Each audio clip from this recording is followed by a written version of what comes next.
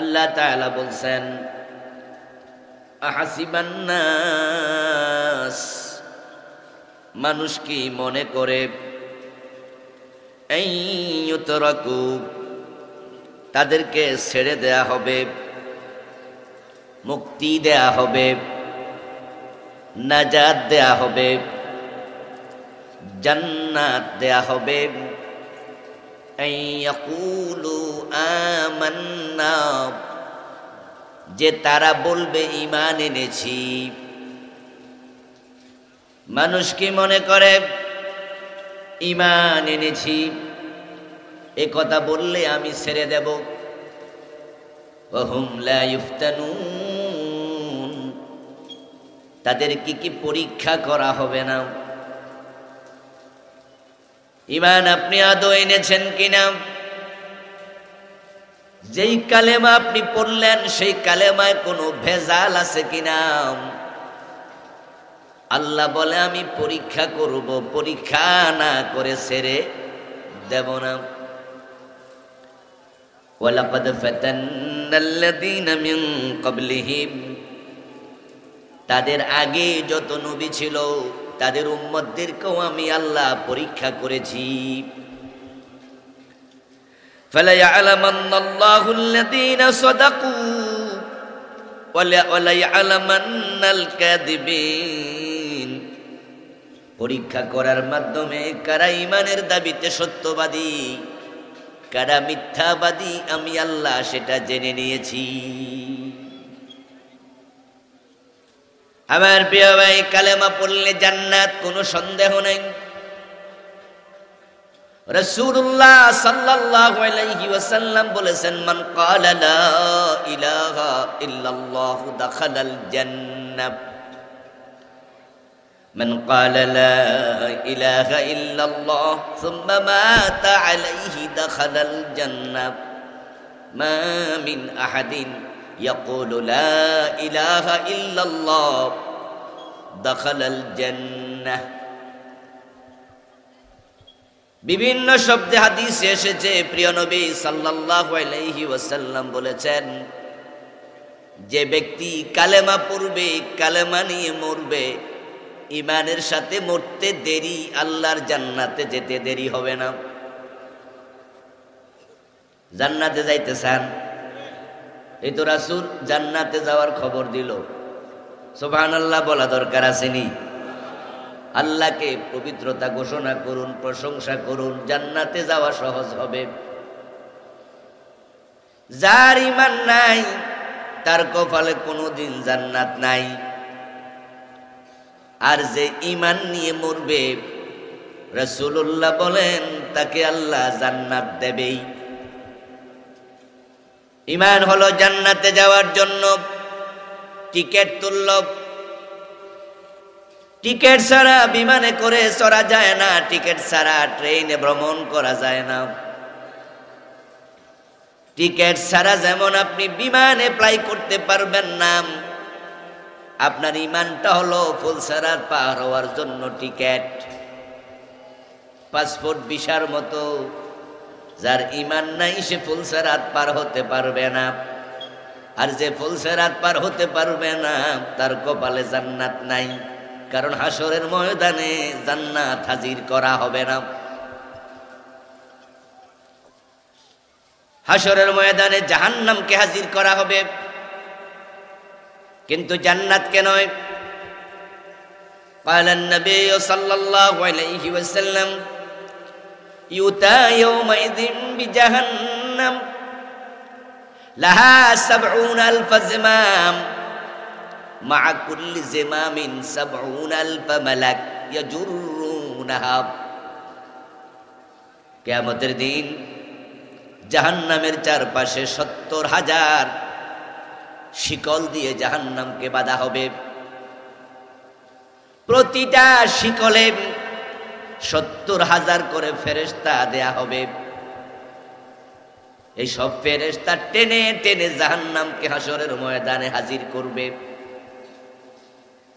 সামিউ লাহা শাহীকা ওয়া হিয়া তাফুর, জাহান্নামের ভিতরে মানুষ তর্জন গর্জন শুনতে পাবে, জোরে জোরে চিৎকার, জাহান্নামের আগুনের বিকট শব্দ মানুষ কানে শুনবে।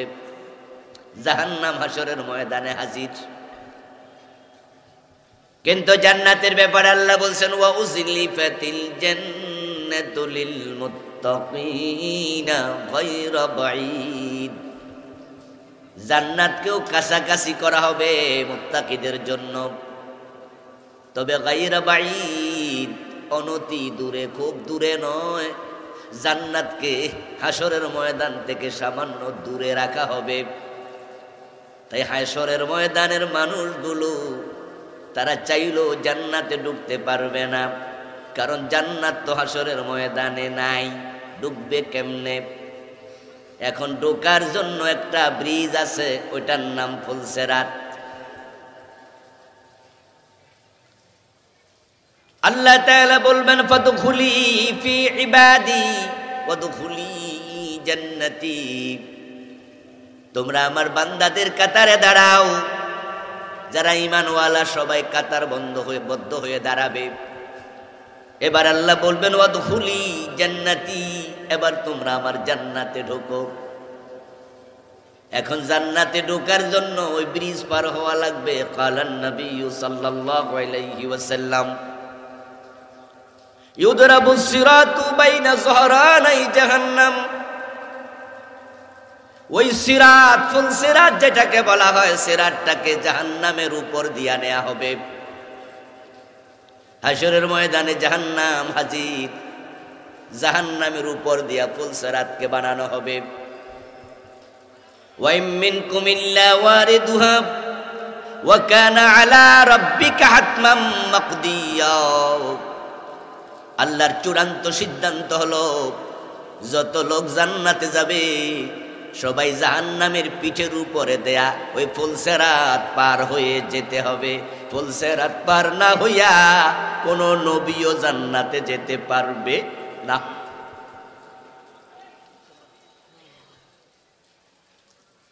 আবু সাঈদ খুদরি বলেন বালাগানি আন্নাহু ইয়াকুনু আদাক্কা মিনাশ শারাব ওয়া হাদ্দা মিনাস সাইফ, আমার কাছে খবর এসেছে, আবু সাঈদ খুদরি রাদিয়াল্লাহু তাআলা আনহু বলতেছেন, আমার কাছে খবর এসেছে, আমি রাসূল থেকে শুনেছি, ওই ফুলসেরাত হবে চুলের চেয়ে চিকন, ওই ফুলসেরাত হবে তলোয়ারের চেয়ে ধারালো। আর হাদিসে পাওয়া যায় জাহান্নামের আগুন হবে অন্ধকার, নিকষ কালো। ওই কালো আগুনের উপরে চুলের সে চিকন ফুলসেরাত দিয়ে আল্লাহ বলবে এটা পার হও। এখন আপনি এবার ওই ব্রিজের চিকন ফুলসেরাত আগে খুঁজে পাইতে হবে, তারপরে পার হওয়ার প্রশ্ন। এখন অন্ধকার আগুনের উপরে চুলের সে চিকন ওই ব্রিজ খুঁজে পাওয়ার জন্য ঈমানের আলো লাগবে। যার ঈমান নাই ওই ব্রিজ খুঁজেই পাবে না।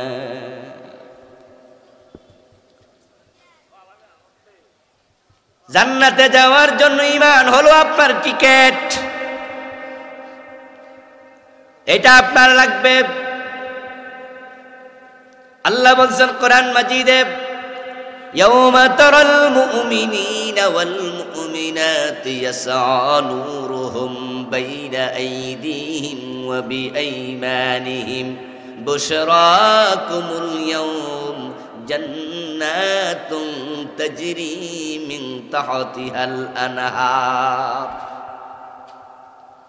ও নবী মুহাম্মদ সাল্লাল্লাহু আলাইহি ওয়াসাল্লাম, সেদিন আপনি নিজে দেখবেন যাদের ঈমান আছে তারা যখন ফুলসেরাতের নিকট যাবে তাদের সামনে থেকে ডান পাশ থেকে ঈমানের আলো জ্বলে উঠবে। কি সুবহানাল্লাহ বলতে বলছে না ভাইরা? ঈমানদাররা খুশি হন, আবশিরু আবশিরু বিল জান্নাহ, আবশিরু বিল জান্নাহ। ইয়াউমা তারাল মুমিনিনা ওয়াল মুমিনাতি ইয়াসআ নূরুহুম বাইনা আইদিহিম ও নবীজি, আপনি নিজে দেখবেন মুমিন নারী মুমিন পুরুষ তাদের সামনে থেকে ঈমানের নূর বের হবে, ওয়া ঈমানিহিম তাদের ডান পাশ থেকে বের হবে। ঈমান যার আছে সে ফুলসেরাত দেখতে পাবে, ঈমান যার নাই তার আলো নাই, সে ফুলসেরাত দেখার সুযোগও, আর যে দেখতে পাবে না পার হতে পারবে না। এখন সে যখন পার হতে চাইবে নিচে জাহান্নাম, জাহান্নামে পড়ে যাবে। যতটুকু ওয়াজ করলাম, যারা আলোচনা বুঝেছেন তারা একটু জবাব দেন, জান্নাতে যেতে হলে ঈমানের দরকার আছে না নাই? এখন ঈমানের কালেমা হলো লা ইলাহা ইল্লাল্লাহ। মান ক্বালা লা ইলাহা ইল্লাল্লাহ দাখালাল জান্নাহ, যে ব্যক্তি কালেমা পড়বে সেই জান্নাত পাবে। এবার বলুন তো, যারা কাদিয়ানি লা ইলাহা ইল্লাল্লাহ ওই কালেমা তারা কি পড়ে নাই? জান্নাত পাবে? যারা পীরের পায়ে সিজদা দেয় আবার 5 ওয়াক্ত নামাজও পড়ে, এমন কিছু লোক বাংলাদেশে আছে না নাই? লা ইলাহা ইল্লাল্লাহ কালেমা পীর সাহেবের পায়ে সিজদা দ্বারা দেয়, তারা পড়ে না, জান্নাত পাবে? পীরের পায়ে সিজদা দিলে ঈমান থাকে না যায়? মুমিন না মুশরিক? অথচ কালেমা তো এইটাই পড়ল। আব্দুল্লাহ ইবনে উবাইর নাম শুনেছেন? রাসূলের হাতে কালেমা সে পড়ে নাই, মুমিন না মুনাফিক? রাসূলুল্লাহ সাল্লাল্লাহু আলাইহি ওয়াসাল্লাম মক্কা থেকে হিজরত করে মদিনায় গেলেন। হিজরতের পরে মদিনার আউস এবং খাজরাজ গোত্রের লোকেরা দলে দলে ইসলাম গ্রহণ করল। আব্দুল্লাহ ইবনে উবাই ও তাদের সাথে তাল মিলাইয়া রাসূলুল্লাহর হাতে হাত রেখে আশহাদু আল্লা ইলাহা ইল্লাল্লাহ ওয়া আশহাদু আন্না মুহাম্মাদান আবদুহু ওয়া রাসূলুহু এই কালেমা আব্দুল্লাহ ইবনে উবাই পড়ে নিল। বলুন তো আওয়াজ করে, এই কালেমা পড়ার পরে লোকটা মুমিন হলো নাকি মুমিন হয় নাই? দেখি যারা বোঝেন তারা বলেন। মুমিন হয়েছে তো হইলে এরে মুনাফিক কয় কেন?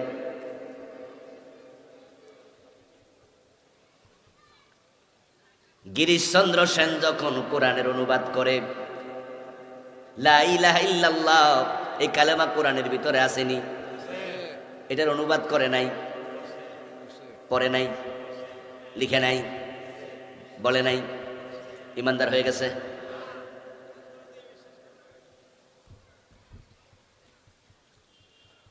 এই জন্য আল্লাহ বলছে হাসিবান নাসু আন ইউতরাকু আন ইয়াকুলু আমান্না ওয়া হুম লা ইফতানুন।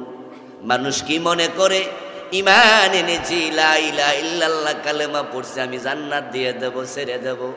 ঈমানটা আসল না ভেজাল, তাদেরকে পরীক্ষা বুঝি করা হবে না। ও প্রিয় ভাইয়েরা, ঈমান থাকলে জান্নাত, কিন্তু লা ইলাহা ইল্লাল্লাহ এই কালেমা পড়লে মুমিন হওয়া যায় না। তবে মুমিন হওয়ার জন্য এই কালেমা পড়তেই হবে। গিরিশচন্দ্র সেন এই কালেমা পড়েছিল, কিন্তু সে মুমিন হয় নাই। আব্দুল্লাহ ইবনে উবাই রাসূলুল্লাহর হাতে হাত রেখে কালেমা পড়েছিল, কিন্তু সে মুমিন হয় নাই। তাকে বলে মুনাফিকদের নেতা। তার অবস্থান হবে জাহান্নামে, ফেরাউন নমরুদেরও নিচে। ইন্নাল মুনাফিকিনা ফিদ দারকিল আসফালি মিনান নার। যারা কাদিয়ানি তারাও এই কালেমাওয়ালা। কাদিয়ানীদের মসজিদের মুয়াজ্জিন দিনে 5 বার কানে আঙ্গুল দিয়ে আশহাদু আল্লা ইলাহা ইল্লাল্লাহ আযান দেয়, আশহাদু আন্না মুহাম্মাদার রাসূলুল্লাহ বলে আযান দেয়। কিন্তু তামাম দুনিয়ার সব আলেম একমত, কাদিয়ানি মুমিন না কাফের? যে কালেমা পড়া না আযান দিল, মুমিন হইল না কেন? এতে বোঝা যায় কালেমা পড়লে মুমিন হওয়া যায় না। কালেমা পড়ার জন্য কিছু শর্ত শারায়েত আছে, কিছু সিস্টেম আছে। আব্দুল্লাহ ইবনে উবাইর কালেমাটা কলব থেকে ছিল না, সে মুখে কালেমা পড়েছে, অন্তরে কালেমা ছিল না। গিরিশচন্দ্র সেন যখন কোরআনের বঙ্গানুবাদ করে, সে কালেমা মুখে পড়েছে, অন্তরে কালেমা ছিল না। কাদিয়ানীরা কালেমা পড়ে কিন্তু কোরআনের সব বিধান মানার ব্যাপারে একমত হয় নাই। যদি একমত হতো, এ কোরআনের মাঝে বিশ্ব নবী, শেষ নবী, এই বিধানটাও আছে না নাই? আওয়াজ দিয়ে বলুন তো, মেসেজটা আছে না নাই? এখন তারা কি রাসূলকে শেষ নবী মানে? তাহলে বোঝা গেল কালেমা পড়লো, পুরা কোরআন মানতে একমত হয় নাই। ঠিক বাংলাদেশেও কালেমা পড়ে চোর ধরে হাত কাটার আইন মানতে রাজি না, ডাকাত ধরে শুলে দিতে রাজি না, মদ পান করলে 80 বেত দিতে রাজি না। কালেমা পড়ে আল্লাহর আইনে দেশ চালাতে হবে। কোরআনে আল্লাহ বলেছেন, লাহুল খালকু ওয়াল আমর, সাবধান, সৃষ্টি যার, আইন চলবে শুধুই তার। ইনিল হুকমু ইল্লা লিল্লাহ, আল্লাহ ছাড়া কারো আইন চলবে না। এই আইনগুলো কোরআনের মাঝে আছে না নাই? অথচ হাজার হাজার নামাজিও আল্লাহর আইন মানতে রাজি হয় না।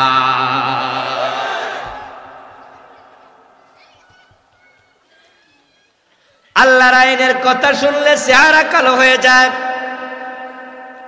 আল্লাহর আইনের কথা বললে রাজনীতির গন্ধ খুঁজে। এমন জালেম কিছু মুসলমান আছে না নাই? নামাজ পড়তে বলেছেন কে? রোজা রাখতে বলেছেন কে? আল্লাহ ছাড়া কারো আইন চলবে না, এই কথাটাও বলছে কে? তো সবটা মানতে যদি রাজি না হও, তুমি কালেমা পড়ার পরেও মুমিন না।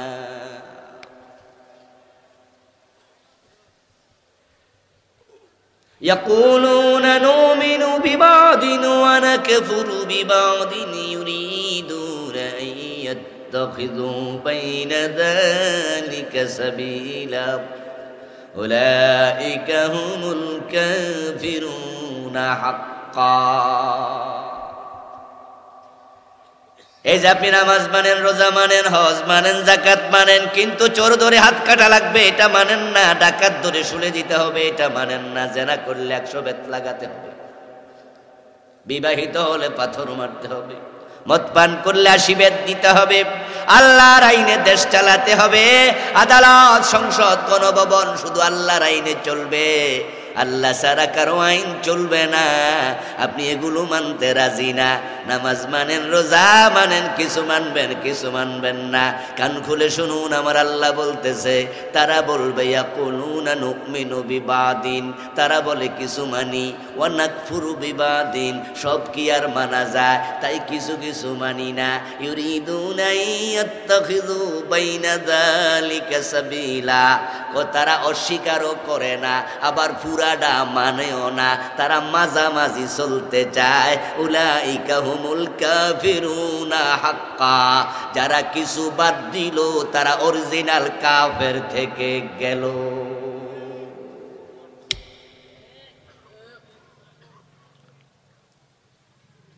কোরআন এমন এক কিতাবের নাম, এটার বিসমিল্লাহর বা থেকে মিনাল জিন্নাতি ওয়ান নাসের জিন পর্যন্ত যা আছে সব মানতে তুমি বাধ্য। ইন্নামাল মুমিন কাল জামালিল আনিফ হাইসুমা কিদান কাদ। প্রিয় নবীজি সাল্লাল্লাহু আলাইহি ওয়াসাল্লাম বলতেছেন, তুমি যদি আসলে কালেমাওয়ালা হও, তাহলে তুমি নিজেকে মনে করবা তুমি হলা সেই ওটের মতো, যেই ওটের নাকের ভিতরে মালিক রশি ঢুকাইয়া দিছে। বুঝানোর জন্য এর চেয়ে পারফেক্ট উদাহরণ কি আছে? রাসূলুল্লাহ বলছেন, শুধুমাত্র মোমেন তো সে যে নিজেকে মনে করবে নাকে রশি ঢুকানো ওট। হাইসুমা কিদান কাদ। এরপরে প্রিয় নবী এবার আরো একটু ব্যাখ্যা করতেছে, যে ওটের নাকের ভিতরে মালিক রশি ঢুকাইয়া দিছে, মালিক টানে যেদিকে কদম রাখবে সেদিকে। এই হাদিসটা আপনারা বুঝলেন কিনা আমি একটু জানতে চাই, দয়া করে একটু জবাব দেবেন। যে ওটের নাকের ভিতরে মালিক রশি ঢুকাইছে ওই ওট স্বাধীন না পরাধীন? মন মতো চলবে না, মালিকের টান মতো। মালিক যেদিকে টানে উল্টা গেলে নাক থাকবে না, ছিঁড়ে যাবে। তুমি কালেমা পড়ে যদি মুমিন হও, তুমি সেই ওটের মতো হয়ে যাও, উল্টা পাল্টা চলবা, তোমার ঈমানটা ছিঁড়ে যাবে।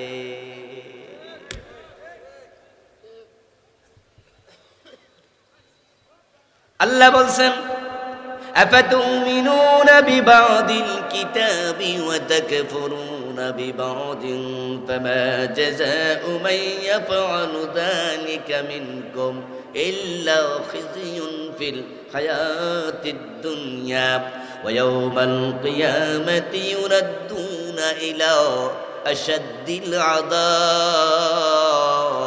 ও দুনিয়ার মানুষ, তোমরা কি কোরআনের কিছু মানবা, কিছু বাদ দিবা? যদি কিছু মানো কিছু না মানো, আমি দুনিয়ায় তোমাদের লাঞ্ছিত করব, কাফের দিয়ে মাইর খাওয়াবো, বেজ্জতি করে ছাড়ব। ওয়ায়াউমাল কিয়ামাতি ইউরাদ্দুন ইলা আশাদ্দিল আযাব, আর কিয়ামতের দিন ধাক্কাইয়া জাহান্নামে ফেলে দেব। আজকের পৃথিবীতে 200 কোটির মতো মুসলমান আছে, কিন্তু পৃথিবীর 65টা মুসলিম রাষ্ট্র আল্লাহর কোরআন পূর্ণাঙ্গ কোনো দেশ মানে না, কিছু মানে কিছু মানে না। আপনাদের বাংলাদেশের খবর কি? আমাকে একটু আওয়াজ দিয়ে বলুন তো, আমাদের দেশে মসজিদ আছে না নাই? মসজিদে নামাজ কি সরকারের আইনে চলে না আল্লাহর আইনে? এদেশে রমাদানে রোজা আছে না নাই? রোজা যখন রাখি আমরা রাষ্ট্রের আইনে নাকি আল্লাহর আইনে? কিন্তু আদালতে বিচার আছে না নাই? বিচার যখন হয় আল্লাহর আইনে না ব্রিটিশ আইনে? তাহলে ওখানে আল্লাহ গেল কই?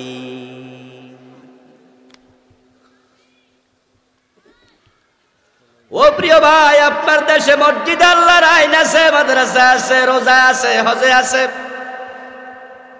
আমাদের হাসানুল কিনু, রাশেদ খান মেনন, বাংলাদেশের 2জন ফেমাস রাজনীতিবিদ, ওনারাও গত 2-3 বছর আগে হজ করছে।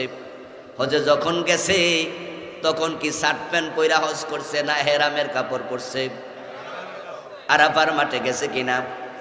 মিনায় গেছে কিনা? মুজদালিফায় গেছে কিনা? মিনায় পাথর মারছে কিনা? কাবা তাওয়াফ করছে কিনা? এই যে হজ করলো আল্লাহর আইনে নাকি মানুষের আইনে? কিন্তু বাংলাদেশের সংসদে যখন এমপি হইয়া যায় তখন তারাই আল্লাহর আইনের বিরোধিতা করে। তাহলে হজে আল্লাহর মানে, সংসদে আর মানে না। 52 বছরের বাংলাদেশে আল্লাহর আইনে দেশটা একদিনও চলে নাই, অথচ আমরা নামাজ রোজা আল্লাহরে মানি। এমন মানা মানে আলহামদুলিল্লাহ। ইমাম সাহেব জোহরের নামাজ পড়লো, 2 রাকাত পড়ার পর উনাকে বসতে হবে আত্তাহিয়াতু পড়ার জন্য। ইমাম ভুলে দাঁড়াইতে শুরু করছে। জসকোট মসজিদের ঘটনা কইতাছি। পিছনে নামাজ পড়তেছে জজ সাহেব, ম্যাজিস্ট্রেট সাহেব।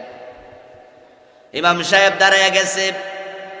2 রাকাত পড়ার পরে আমরা দাঁড়াবো না বসবো? আত্তাহিয়াতু পড়ার জন্য বসা কি নফল না ওয়াজিব? পিছন থেকে জজ সাহেব লোকমা মেরা দিছে, ম্যাজিস্ট্রেট সাহেব লোকমা দিয়া দিছে, কারণ হুজুর ওয়াজিব তরক করছে। তাই হুজুরের সাথে আমরা একমত না, আমরাও লোকমা দেমু। আমার বাবা ইমাম হলে বাবারেও দেমু। আমার ফির যদি ইমামতি করে ভুল করলে আমি মুরিদ হইয়া ফিরকেও লোকমা দেব, কারণ আমি আল আইন মানি কার? এই জন্য আমার রাসূল এবং আমার আল্লাহর বাহিরে গেলে আমি পীর সাহেবেরও।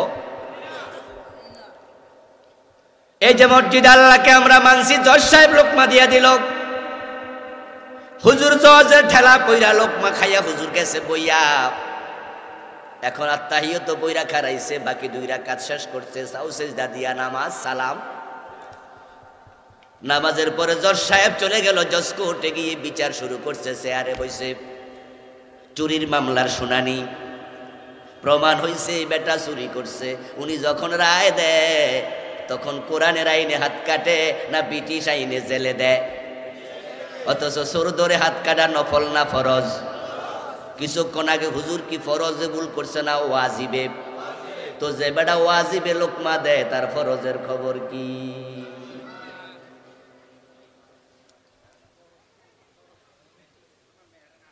উনি মসজিদে যায় আল্লাহর এমন মানা মানে, হুজুর ভুল করছে হুজুর রে ছাড়ে না, ওয়াজিব ছেড়ে দিছ কেন? আর 30 বছর জজ ছিলা, 40 বছর ম্যাজিস্ট্রেট ছিলা, আল্লাহর আইনে একটা মামলার রায় দেও নাই, আল্লাহর কাছে জবাব দেয়া বুঝি লাগবে না? আর তাম দুনিয়া এভাবে চলছে, 65 মুসলিম রাষ্ট্র। এজন্য তো তাম দুনিয়াতে মুসলমান যেখানে মারি খায় সেখানে তাকে দেখো Bosnia, Chechnya, Somalia, Kashmir, Algeria, ফিলিস্তিন, গুজরাট, মায়ানমার। হ্যাঁ, নতুন করে ফিলিস্তিনে আজকে 3 মাসে কত হাজার মুসলমান মারছে তার কোনো হিসাব নেই। দুনিয়ার কারো কাছে হিসাব নাই, কারণ সেখানে বোম মাইরা বিল্ডিং যখন ফালাইয়া দিছে, 5 তলা বিল্ডিং এর উপরে বোম পড়ছে, ওই 5 তলা বিল্ডিংটা যখন মাটির সাথে এমনি মিশে গেছে, তার তলায় কয়জন পয়রা মরছে হিসাবটা করবো কেনা? আপনারাই বলুন তো, বিল্ডিং সরাইয়া মানুষ বাইর করার লোক আছে নাকি? এগুলো তো এমনি পয়রা আছে।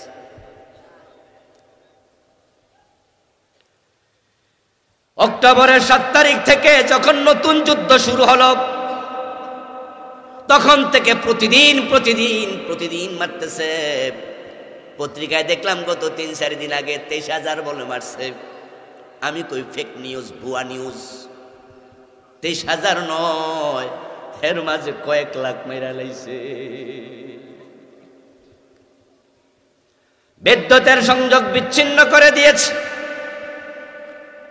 গ্যাসের সংযোগ কেটে দিয়েছে, পানি বন্ধ করে দিয়েছে, নেটওয়ার্ক পর্যন্ত বন্ধ করে দিছে। অন্ধকারের মাঝে রাতের বেলা আকাশ থেকে বোমা মারতেছে। কোন বিল্ডিং এ কয়জন, পলানোর জায়গাও তো নাই। হাসপাতালে যায়, হাসপাতালে বোম মাইরা পুরা হাসপাতাল শেষ করে দিচ্ছে।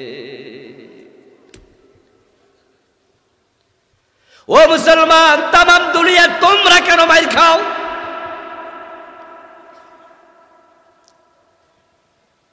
উখিয়া সীমান্তে মায়ানমার থেকে 12 থেকে 13 লাখ মুসলমান জান লইয়া কোন রকম পলাইয়া বাংলাদেশে আইছে।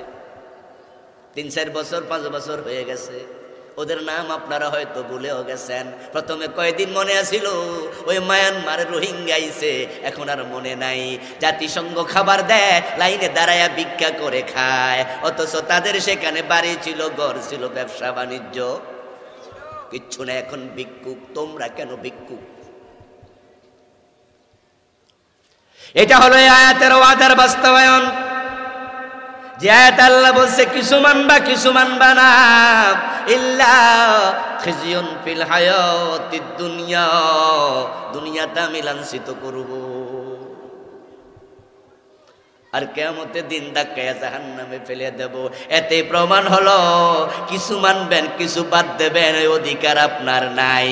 তাই তো আমি বলি কিছু মানবা না, সুবিধাবাদ জিন্দাবাদে মুমিন হওয়া যায় না। মুমিন হতে হলে সব মানো, সব মানতে হবে। এখন কারা সব মানবে এই চিন্তা নিয়ে কালেমা পড়ছে, আর কারা কিছু মানবো না, সুবিধা হইলে আসি, অসুবিধা হইলে আর নাই। ইসলাম মানবো ততক্ষণ, সুবিধা আছে যতক্ষণ, বিপদ আছে যেখানে, ইসলাম মানবো না সেখানে। এমন সুবিধাওয়ালা কালেমা পড়ুন না লোক আছে না নাই? এজন্য আল্লাহ বলছে আমি পরীক্ষা করে দেখব কার ঈমান খাঁটি, কার ঈমান ভেজাল।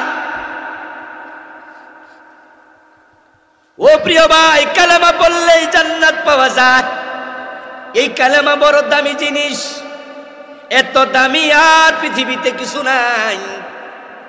হযরত মূসা নবী একবার আল্লাহ তাআলাকে বলছিলেন, রব্বি আল্লিমনি শাইআন আযকুরুকা বিহি, ও আল্লাহ আমি আপনার সাথে তুর পাহাড়ে কথা বলি, যখন আমি বাড়ি চলে যাই তখন মনে বড় শূন্যতা তৈরি হয়।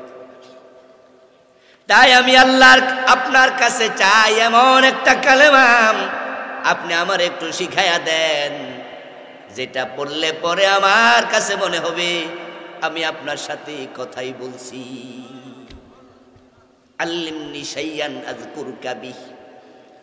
এই আবেদন শুনে আল্লাহ তাআলা বলে, মূসা যখন মনের মাঝে শূন্যতা তৈরি হবে, কুল লা ইলাহা ইল্লাল্লাহ, তখন তুমি এই কালেমার জিকির করিও।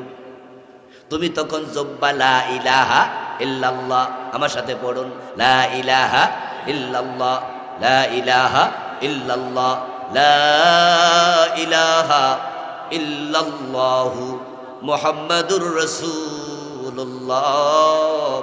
এই কালেমাটা পড়ে আমরা মুমিন হয়েছি। বড় দামি কালেমা।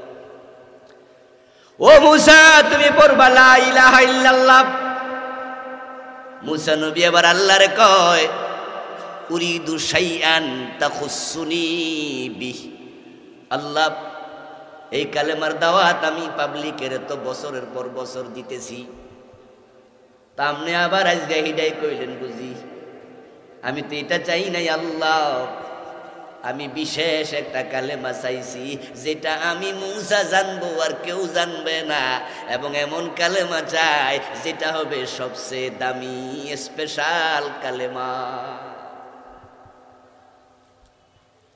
এই কথা শুনে আল্লাহ তাআলা বলছে, ইয়া মূসা লাও আন্না আস-সামাওয়াতি আস-সাবআ ওয়াল আরদিনা আস-সাবআ ফি কিফাতিন ওয়া লা ইলাহা ইল্লাল্লাহু ফি কিফাতিন লামালাত বিহিন্না লা ইলাহা ইল্লাল্লাহ। মূসা রে তুমি আমার কাছে এই লা ইলাহা ইল্লাল্লাহর সে দামি কালেমা চাইলা, অথচ শোনো, সাত আকাশ সাত জমিন যদি এক পাল্লায় দেয়া হয় আর লা ইলাহা ইল্লাল্লাহ এটা এক পাল্লায় দেয়া হয়, এটার ওজন সাত আকাশ সাত জমিনের চেয়ে বেশি হবে। এই হাদিস থেকে যারা বুঝেছেন, শিক্ষা নিতে পারবেন, জ্ঞান নিতে পারবেন, তারা একটু জবাব দেন, লা ইলাহা ইল্লাল্লাহ কম দামি কালেমা না বেশি দামি?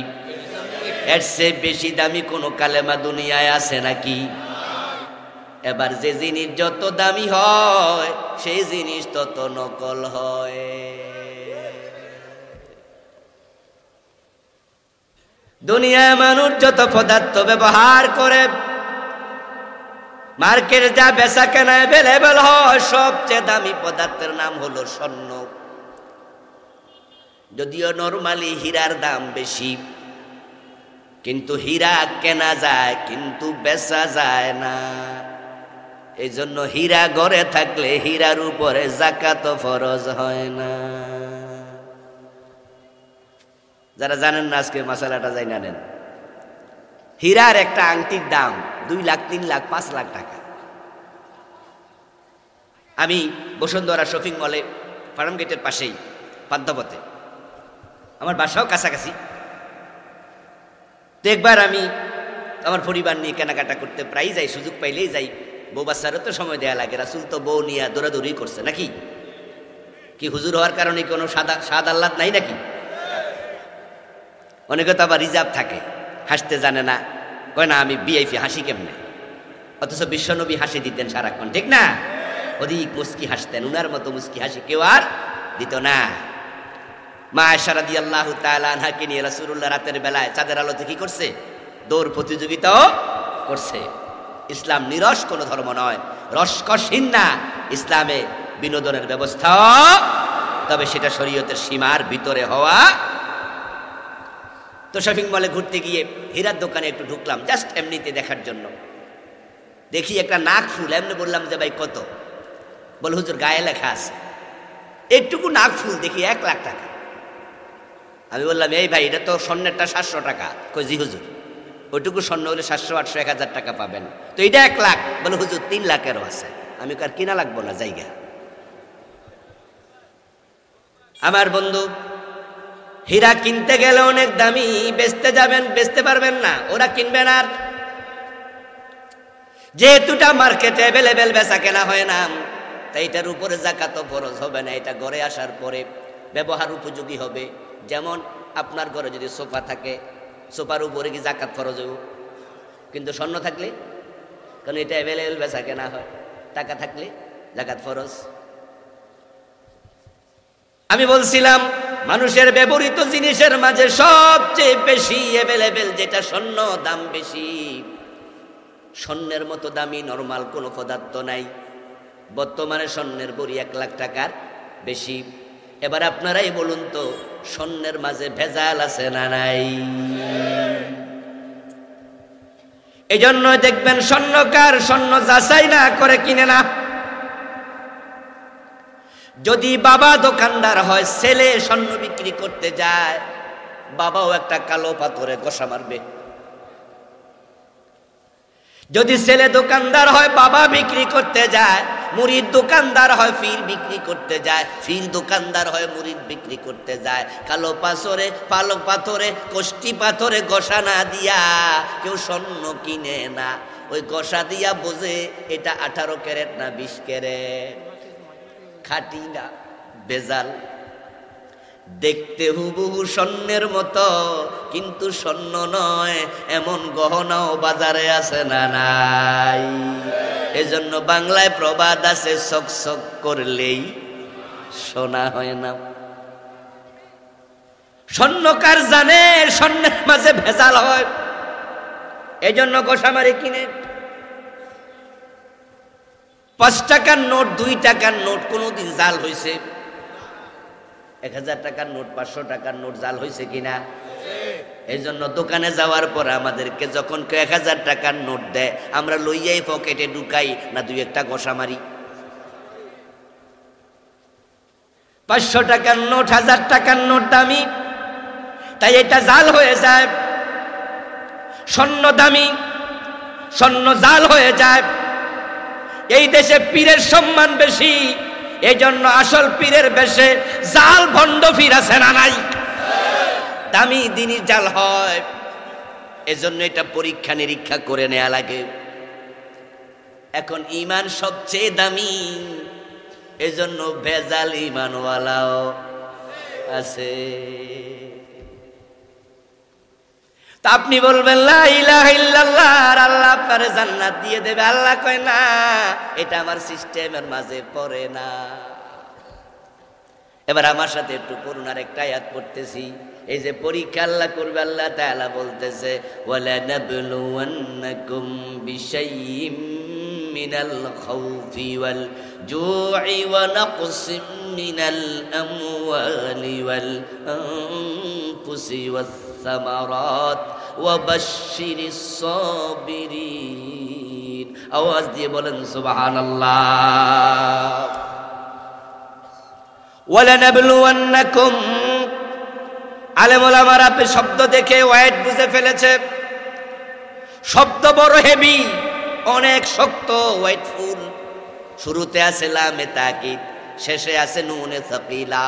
2টা গুরুত্বপূর্ণ শব্দ আল্লাহ অতিরিক্ত ব্যবহার করলেন এই বাক্যের মাঝে। ওয়ালা নাবলুওয়ান্নাকুম, বাংলা অর্থ হলো আমি আল্লাহ অবশ্যই অবশ্যই তোমাদেরকে পরীক্ষা করবই।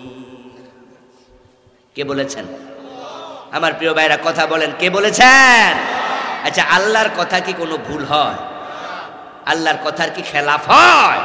তাহলে আমরা যারা ঈমানদার, নিশ্চয়ই আপনাকে পরীক্ষার মুখোমুখি হওয়া লাগবেই। এখন পরীক্ষা করবে কি দিয়ে? বিশাইইম মিনাল খাউফ, আমি তোমাকে ভয় দিয়ে পরীক্ষা করব। তুমি কালেমা পড়েছো, ইসলাম মানো, তোমার অন্তরে ভয় থাকবে কখন পুলিশ ধরে নিয়ে যায়, ইসলাম মানার কারণে কখন চাকরিটা চলে যায়, কখন আমার মাহফিলটা বন্ধ করে দেয়, কখন আমার বাড়িটা ভেঙে দেয়, কখন আমার ব্যবসা প্রতিষ্ঠান লুট করে। শুধু ইসলামের কারণে চাকরি গেছে এমন আল্লাহর বান্দা আছে না নাই? শুধু আল্লাহর দিন মানার কারণে বাড়িতে ঘুমাতে পারে না, বিনা দোষে মামলার আসামি আছে না নাই?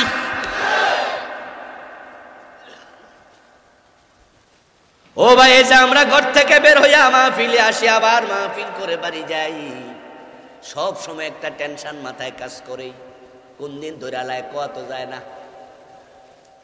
এই যে আমির হামজা বাইরে ধরে নিয়ে প্রায় 3টা বছর জেল খাটাইলো। বেটা কি চুরি করছিল? জোরে বলতে হয়। বেটা কি ডাকাতির মামলার আসামি? বেটা কারো জমি দখল করছে? বেটা কি গাঁজা হেরোইন বিক্রি করছে? তো রাষ্ট্রের কোন অপরাধের সাথে সে জড়িত? অপরাধের যে তালিকা পুলিশের কাছে আছে, রাষ্ট্রের কাছে আছে, চুরি, ডাকাতি, রাহাজানি, চাঁদাবাজি, ছিনতাই, খুন, ধর্ষণ, অপহরণ, জুলুম, অত্যাচার, ঘোষ, কোনটা খাইছে? একটা আছে। তো 3 বছর জেল খাটলো কেন? বিশ্ববিখ্যাত মুফাসসির 13টা বছর জেল খাইটা জেলখানায় মরা লাগলো। আরো কত আলেম ওলামা নিয়মিত জেল খাটতেছে। আল্লাহ নিজে বলেন, ওয়ালানাবলুওয়ান্নাকুম বিশাইইন মিনাল খাউফ। আমার রাসূল সাল্লাল্লাহু আলাইহি ওয়াসাল্লাম 3 বছর শিয়াবে আবি তালেব নামক জেলখানায় ছিল। নবুয়তের 7ম সনে প্রিয় নবী অ্যারেস্ট হয়। 10ম সন পর্যন্ত 3 বছর জেল খাটে। বাংলাদেশের জেলে তো 2 বেলা খাবার দেয়, গোসল করার পানি দেয়, ফ্যান চালানোর জন্য বিদ্যুতের লাইন আছে, আলোর জন্য লাইট আছে, ব্যবহারের জন্য পানি আছে, টয়লেট আছে, সব আছে। শিয়াবে আবি তালেবে তারা খাবার পানির সাপ্লাই বন্ধ করে দিছে। রাসূল সাল্লাল্লাহু আলাইহি ওয়াসাল্লামের পরিবারের সদস্য মায়েদের বুকের দুধ শুকায়া গেছে, ছোট ছোট বাচ্চাগুলার চিৎকারে আকাশ বাড়ি হয়ে গেছে। খাবারের অভাবে, পানির অভাবে তারা গাছের ছাল বাকল লতা পাতা পর্যন্ত খাইছে। ওই 3 বছরে প্রিয় নবীর পরিবারের সদস্যদের পায়খানা ছাগলের পায়খানার মতো শক্ত হয়ে গেছে, ইতিহাসের কিতাবে পাওয়া যায়। এবার আপনারা বলুন তো, এই যে আমার রাসূলুল্লাহ 3 বছর জেল খাটলেন, উনি কি সাদাবাজি করছে? কারো বাড়ি দখল করছে? উনার অপরাধটা কি? উনার অপরাধটা কি? ও প্রিয় ভাই, হযরত ইউসুফ আলাইহিস সালাম, উনাকেও লম্বা সময় জেল খাটা লেগেছে। যেই জুলাইখা হযরত ইউসুফ নবীরে জেল খাটাইছে তার স্বামীর ক্ষমতা খাটাইয়াও, কারণ স্বামী ছিল মিশরের প্রেসিডেন্ট। আপনারা যারা জানেন তারা একটু জবাব দেন, হযরত ইউসুফ নবী কি চরিত্রহীন ছিল? উনার চরিত্রে কোনো দোষ ছিল? উনি নাকি জুলাইখার আক্রমণ করতে গেছে, অথচ জুলাইখা নিজেই জানে ইউসুফকে উনি নিজে ডাইকা ভিতরে নিছে। ইউসুফ চরিত্র বাঁচানোর জন্য দৌড় মারছে, কিন্তু স্বামীর হাতে ক্ষমতা, তাই জেল খাটাইছে। ঠিক বাংলাদেশের জুলাইখারাও আলেমদেরকে আজকে জেল খাটাচ্ছে, তারাও জানে আলেমদের চরিত্রে কোনো দোষ নাই।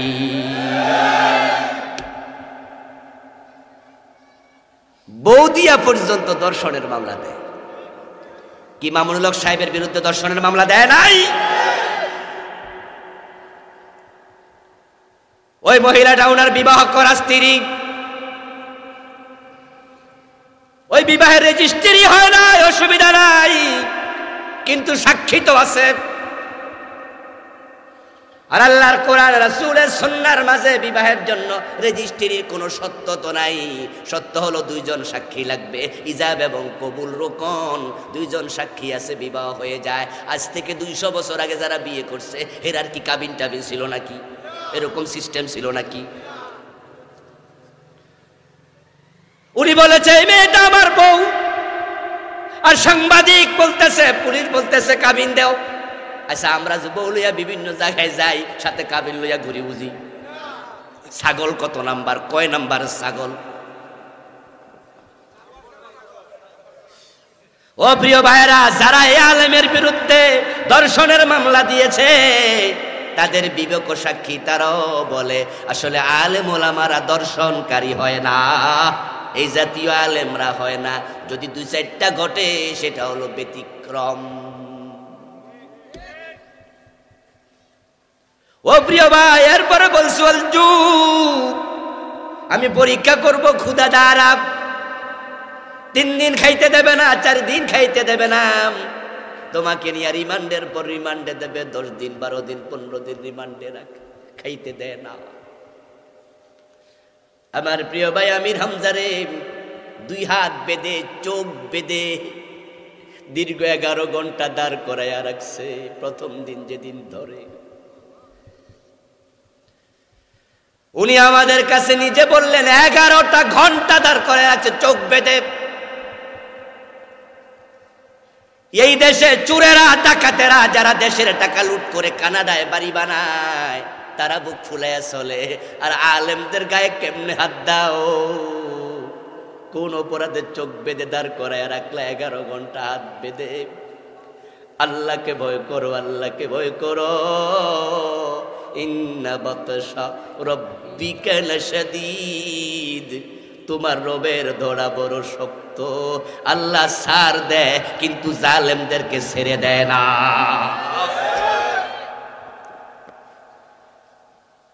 এই জাতীয় আলেমদের উপর জুলুম হবে, ইসলামের উপর জুলুম হবে। আল্লাহকে আমি পরীক্ষা করব, দেখি 3 বছরের মতো জেল খাইটা আমির হামজা আমি আল্লাহর কোরআনের কথা আগের মতো বলে নাকি তাদের দলে যোগ দিয়া দেয়।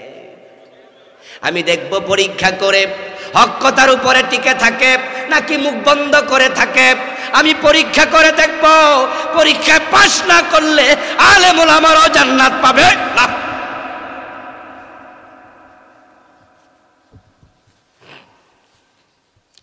ونقص من الأموال والأنفس والثمرات। এরপর আল্লাহ বলে আমি জানের ক্ষতি দিয়া মালের ক্ষতি দিয়া পরীক্ষা করব। হতে পারে ইসলামের রাস্তায় চলার কারণে তোমাকে ফাঁসির রশি তো ঝুলানো হবে। قال النبي صلى الله عليه وسلم أشد الناس بلاء الأنبياء ثم الأمثل فالأمثل। আমার রাসূল বলছেন সহিহ বুখারীর হাদিস, এই দুনিয়াতে দ্বীনের পথে কালেমার পথে ইসলামের পথে চলতে গিয়া যত পরীক্ষা এসেছে সবচেয়ে বড় পরীক্ষার মুখোমুখি হয়েছে আল্লাহর নবীগণ। আমি আপনাদের কাছে জানতে চাই, দয়া করে একটু জবাব দিয়েন যারা জানেন, করাত দিয়া 2 টুকরা করছে এমন নবীও আছে না নাই?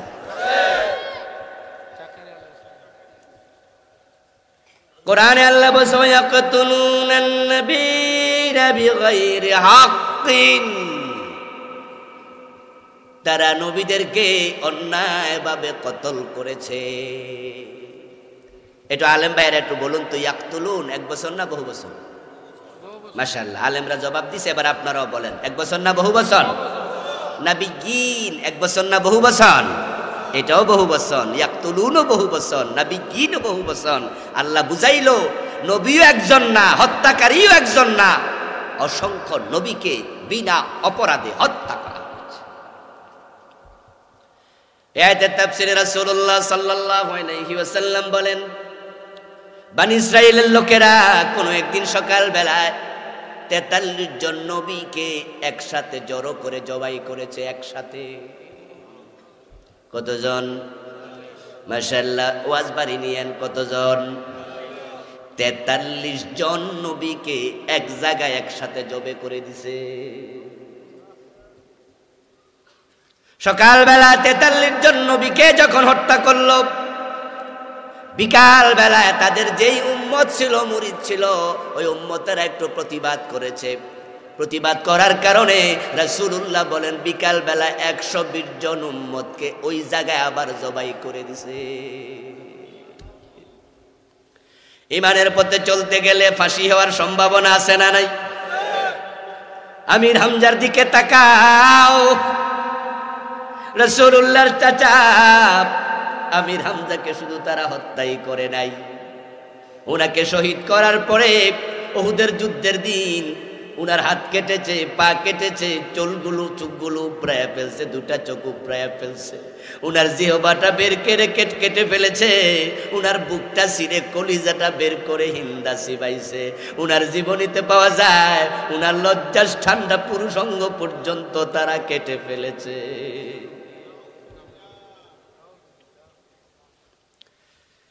রাসূলুল্লাহ সাল্লাল্লাহু আলাইহি ওয়াসাল্লামের আপন ফুফি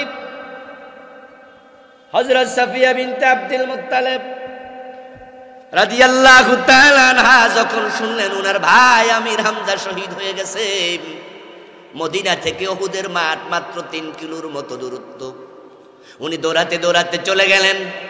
যুদ্ধের মাঠে যাইয়া প্রিয় নবীকে বলতেছে, ও ভাতিজা মুহাম্মদ, আমার ভাই হামজা নাকি শহীদ হয়ে গেছে।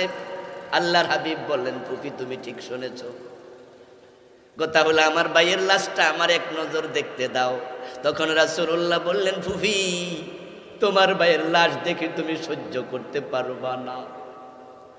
তখন সাফিয়া বিনতে আব্দুল মুত্তালিব জিজ্ঞাসা করলেন, কেন? রাসূলুল্লাহ জবাব দেন, তোমার ভাইয়ের হাত নাই, পা নাই, চোখ নাই, কলিজাটাও নাই। ওয়া নাকসিম মিনাল আমওয়ালি ওয়াল আনফুস ওয়াস সামারাত, জানমালের ভয় দিয়া, ক্ষতি দিয়া, লোকসানি দিয়া আমি পরীক্ষা করব। বিশ্ববিখ্যাত আরবি প্রবাদ, ইনদাল ইমতিহানি ইউকরামুর রাজুলু ওয়া ইউহান, পরীক্ষা যখন আসে তখন যারা পাশ করে তারা হয় সম্মানিত, যারা ফেল করে তারা হয় অপমানিত। এবার আপনাদের কাছে জানতে চাই, কালেমা পড়ে যদি আগের লোকেরা পরীক্ষার মুখোমুখি হয়, আমাদেরও পরীক্ষার সম্ভাবনা আছে না নাই? এখন পরীক্ষায় পাশ করা দরকার আছে কিনা? পরীক্ষা আসবে, কোনো সন্দেহ নাই। আল্লাহর কথার হেরফের হয় না। আপনারা কেউ মনে মনে বলবেন, হুজুর বলেন কি, কই আমাদের কোনো পরীক্ষা মরীক্ষা তো নাই, খুবই আরামেই তো আছি। হ্যাঁ দোস্ত, কথা কিন্তু ঠিক।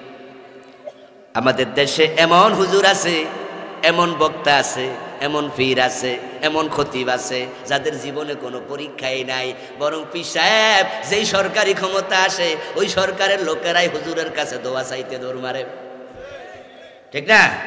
বিএনপির যোগেও হুজুরের কাছে দোয়া চায়, আওয়ামী লীগও দোয়া চায়, জাতীয় পার্টিও দোয়া চায়, সবাই হুজুর হুজুর হুজুর।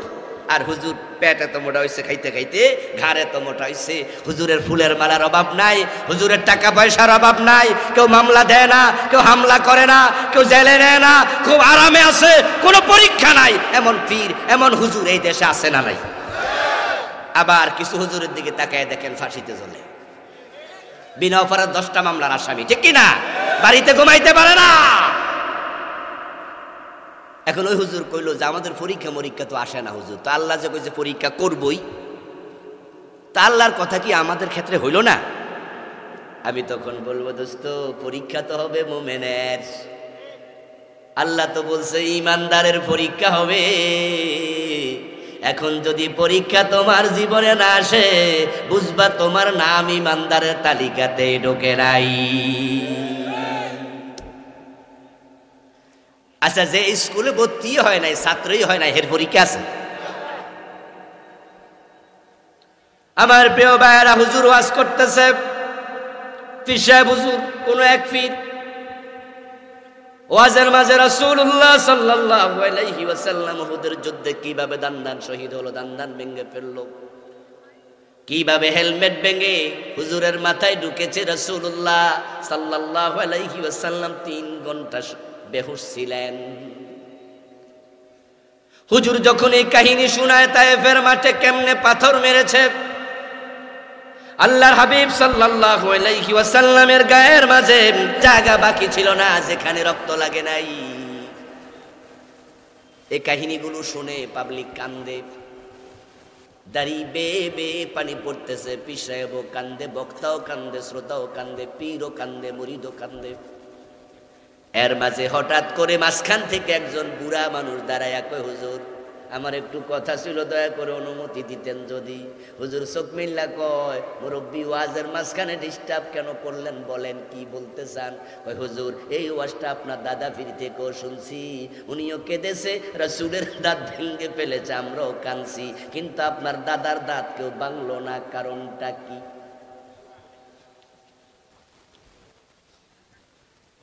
তারপরে উনি মরে গেল, আপনার বাবা পীর সাহেব গদ্দিনিশীন হলো, একই ওয়াজ উনার থেকেও শুনেছি, উনিও কাঁদছে, আমরাও কাঁদছি, উনার দাঁতও কেউ ভাঙে নাই, উনিও দাঁত লইয়া মইরা গেছে।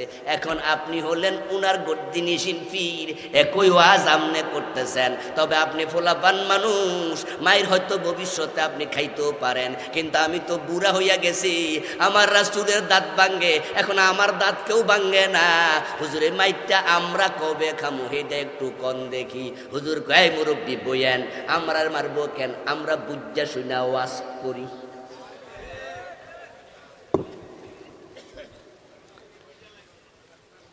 আমরা হিকমতের সাথে ওয়াজ করি। ও দোস্ত, তোমরা ওয়াজ করো, হিকমত বোঝাও।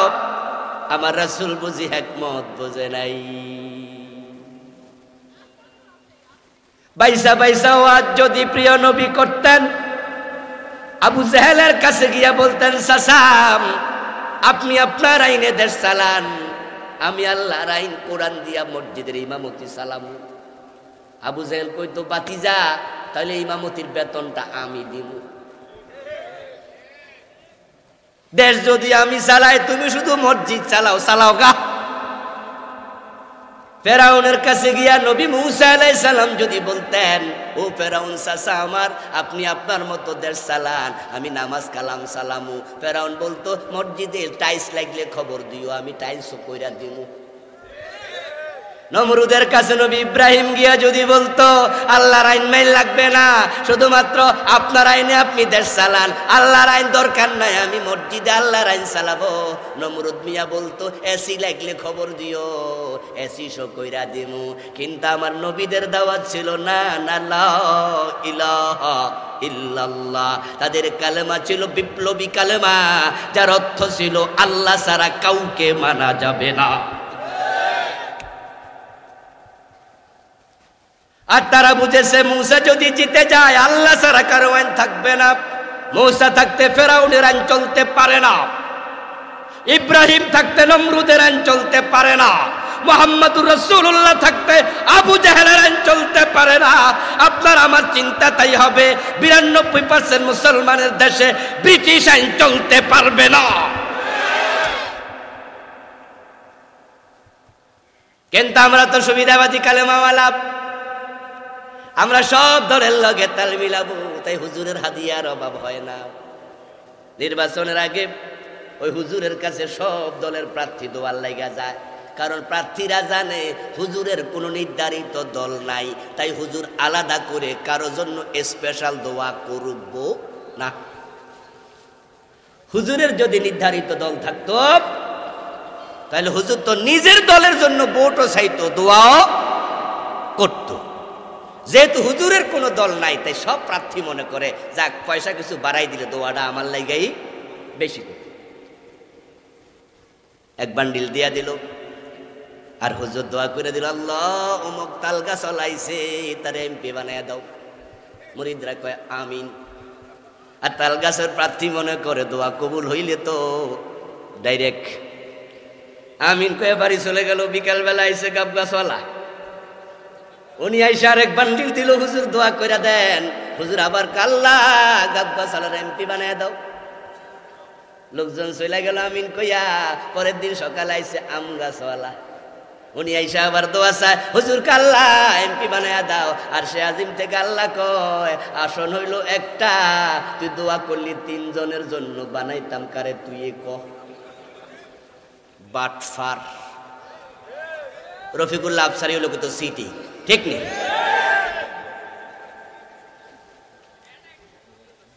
বালাম ইবনে বাউরা নবী মুসার বিরুদ্ধে দোয়া কইরা ঈমান হারাইছে। বনি ইসরাইলের বালাম ইবনে বাউরা ছিল মুজাবুদ দাওয়া, মুস্তাজাবুদ দাওয়া।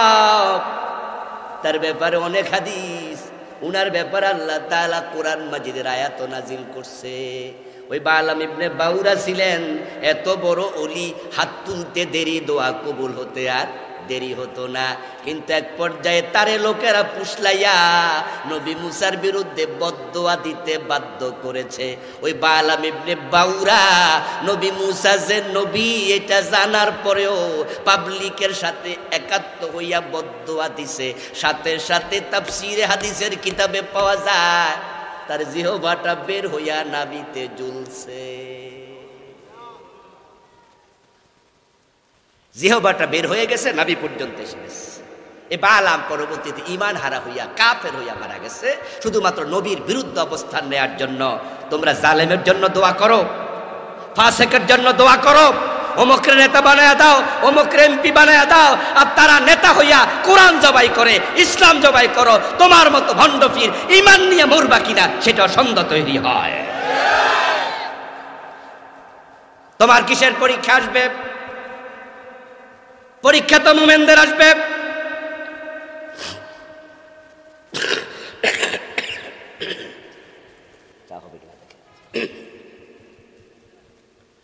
রাসূলুল্লাহ সাল্লাল্লাহু আলাইহি ওয়াসাল্লাম বলতেছেন, সুম্মাল আমসালু ফাল আমসাল। এই জমিনে ঈমানের পথে চলতে গিয়ে সবচেয়ে বড় পরীক্ষার মুখোমুখি হয়েছে আল্লাহর নবীগণ। হাদিসটা যদি এখানে শেষ হয়ে যেত তাহলে আমরা বাইসা যাইতাম। নবীদের পরীক্ষা হইছে, নবীদের ঈমানও শক্ত, তাই তারা জিততে গেছে, পাশ করছে। কিন্তু রাসূল হাদিস এখানে শেষ করেন নাই, তিনি বলতেছেন সুম্মাল আমসালু ফাল আমসাল। এই পরীক্ষা কিন্তু পরে ক্রমাগত চলতেই থাকবে। নবীর পথে চলবে যারা, পরীক্ষার মুখোমুখি হবেই তারা। এবার আপনারা বলুন তো, আমাদেরও পরীক্ষার সম্ভাবনা আছে কিনা? এখন পরীক্ষা আসলে কি পলায়া যাবেন? পরীক্ষার প্রশ্নপত্র পাইয়া ভালো ছাত্র পলায় না, কারণ ছাত্র জানে হল থেকে চলে গেলে প্রশ্নপত্রের জবাব না দিলে ফেল নিশ্চিত।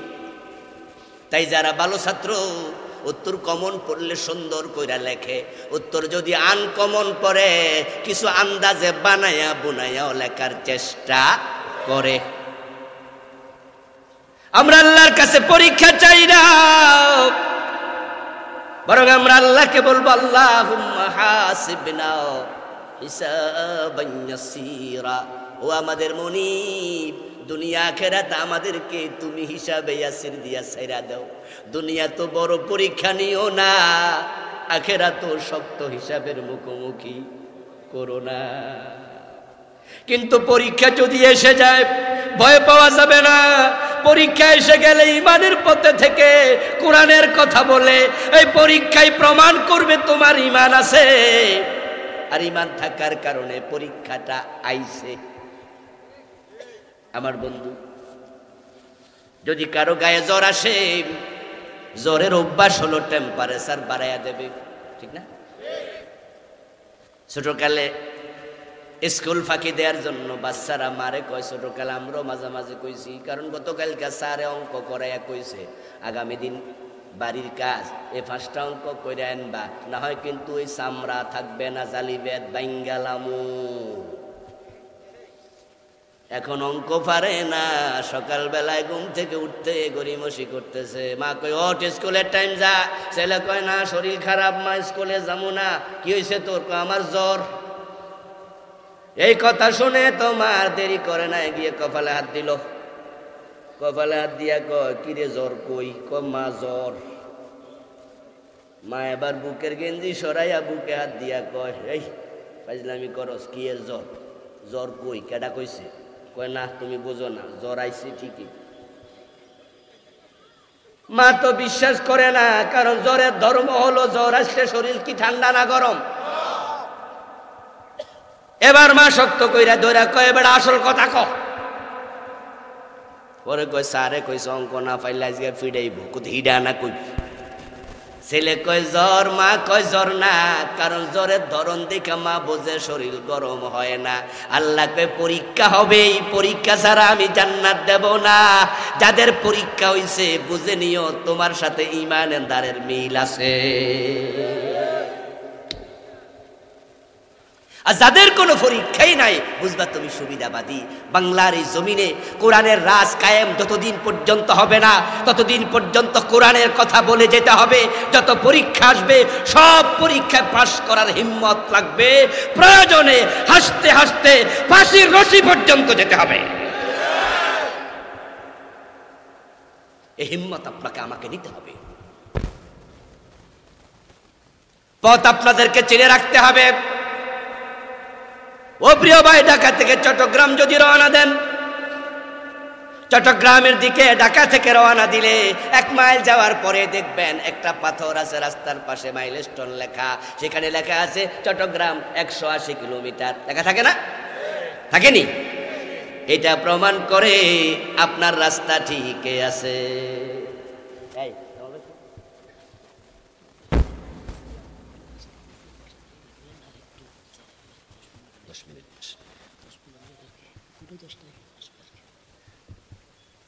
জিকির করুন লা ইলাহা ইল্লাল্লাহ।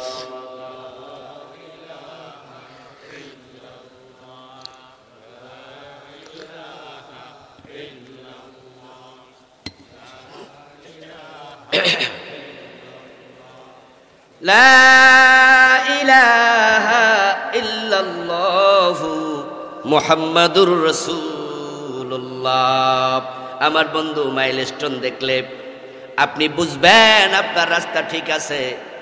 আরেকটা এলেম সাথে সাথে জন্ম নেবে, এলেম তৈরি হবে, আমার রাস্তার কতটুকু বাকি আছে। আপনার জীবনে যখন পরীক্ষা আসবে, বিপদ আসবে, মুসিবত আসবে, আপনি নিজেরা প্রশ্ন করবেন, আমি যে জেলে আসলাম, আমি কি চোর ডাকাত, আমি কি জালেম, আমি কি চাঁদাবাজ, আমি কি চিন্তায়ের মামলার আসামি? আপনার অন্তর যদি বলে না, তাহলে আমি জেলে কেন আসলাম? অন্তর বলবে, তুমি কোরআনের আইনের কথা বলেছো, ইসলামের পক্ষে ছিলা, তখন জেলখানাতে আলহামদুলিল্লাহ পড়বেন।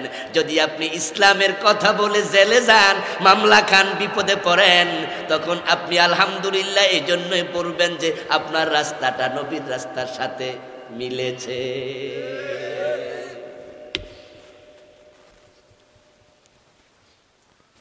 আমার প্রিয় ভাইয়েরা, ঢাকা রওনা দিলেন। ঢাকা রওনা দিয়া ক্যান্টনমেন্টে গাড়িতে উঠলেন। গাড়িতে ওঠার পরে গাড়ি চলছে অনেক গতিতে, কিন্তু আপনি ঢাকা রওনা দিলে আপনি নিশ্চিত যে এখানে সামনে মেঘনা ব্রিজ পড়বে, সামনে দাউদকান্দি ব্রিজও পড়বে। ঢাকা যাওয়ার জন্য এইদিকে মেঘনা দাউদকান্দি ব্রিজ ছাড়া ঢাকা যাওয়ার স্থলপথে কোনো রাস্তা এদিকে আর নাই। কিন্তু গাড়ি চলছে 100 মাইল গতিতে, আপনি মেঘনা ব্রিজও পান না, দাউদকান্দি ব্রিজও পান না। তাহলে আপনি আর গাড়ির মাঝে চুপ করে বসে থাকেন না, 1.5-2 ঘন্টা চলে গেছে, মেঘনা ব্রিজ দাউদকান্দি ব্রিজ নাই। ড্রাইভারকে আপনি প্রশ্ন করুন, ড্রাইভার সাহেব মেঘনা ব্রিজ কই, দাউদকান্দি ব্রিজ কই? এটা যে পাই না। ড্রাইভার আবার হয়তো বলবে, এটা তো ঢাকার গাড়ি না, আমরা তো সিলেট যাইতাছি।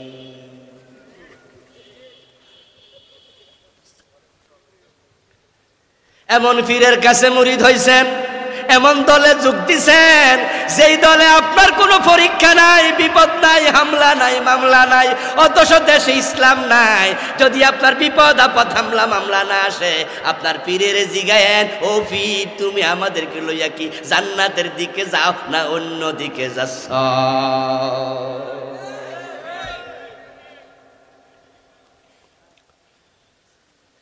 সর্দি হলে পরে আপনার হাসি আসবে, এটা স্বাভাবিক। আপনার হাসি প্রমাণ করে সর্দি, গায়ের তাপমাত্রা প্রমাণ করে জ্বর, মাইলস্টোন প্রমাণ করে রাস্তার ঠিকানা, আপনার বিপদ মুসিবত প্রমাণ করে আপনার ঈমান। বিপদ আমরা খুঁজে বেড়াবো না, কিন্তু ইসলামের পথে থাকলে বিপদ আসবেই। এখন বিপদের বিষয়ে আবার একটু আশার বাণী শুনাই। ওয়াজ শুনা তো অনেকে মনে মনে কইব, তাহলে মায়ের খাইতে খাইতে বুঝি শুধু মরণই লাগবো, কি ওয়াজ আজকে হুজুর শুরু করলো, লক্ষণ তো বেশি। আমার বন্ধু এবার শুনুন, আল্লাহর বান্দাদেরকে আল্লাহ কখনো একা একা ছেড়ে দেয় না। আল্লাহর কোরআনের বক্তব্য, ওয়া কানা হাক্কান আলাইনা নাসরুল মুমিনিন। আল্লাহ বলেছেন যারা মুমিন তাদেরকে সাহায্য করা আমি আল্লাহর দায়িত্ব।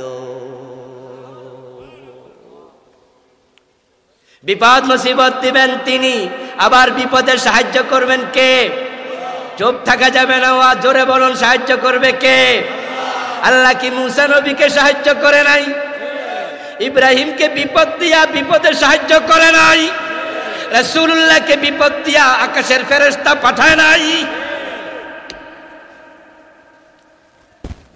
আল্লাহর সাহায্য আসবে কোনো সন্দেহ নাই, কারণ কখনো জালেমদের চূড়ান্ত বিজয় হয় না, কাফেরদের কখনো চূড়ান্ত বিজয় হয় না।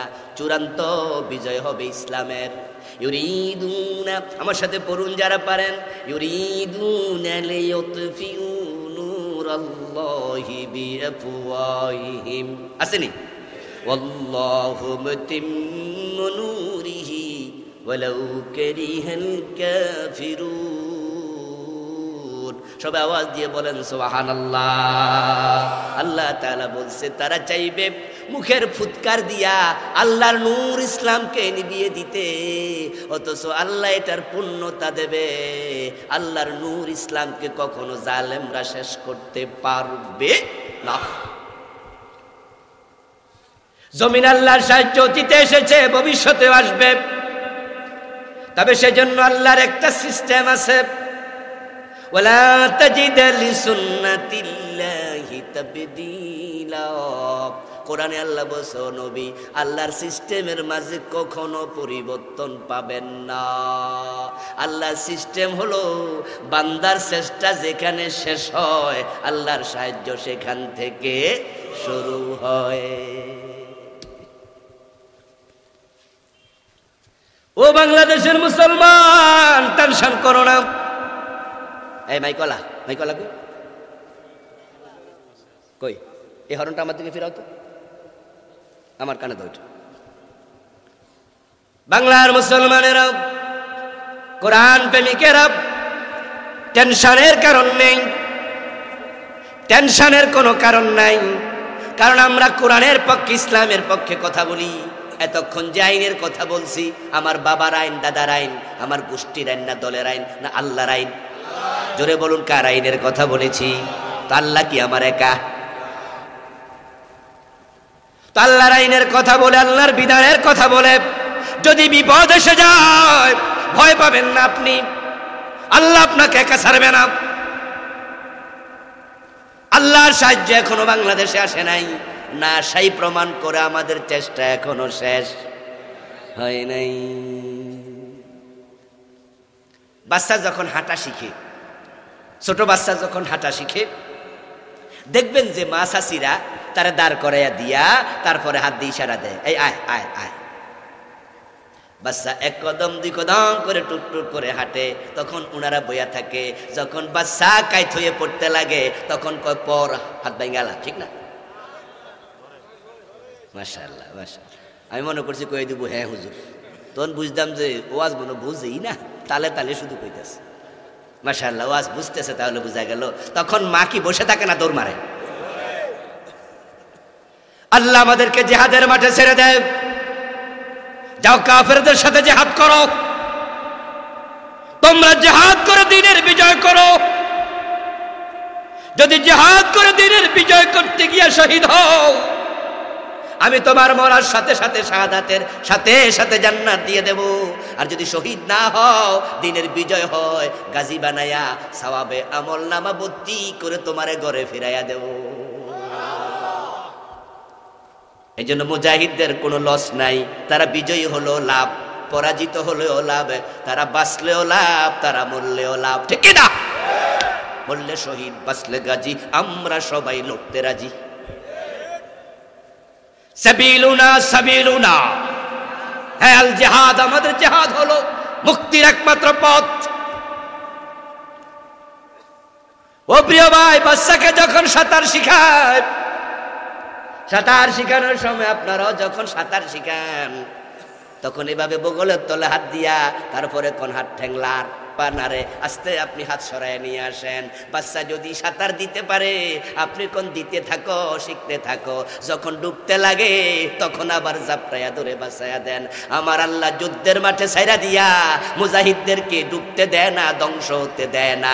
যখন আমাদের চেষ্টা শেষ হবে আল্লাহ আকাশ থেকে সাহায্য পাঠাইয়া দেবে।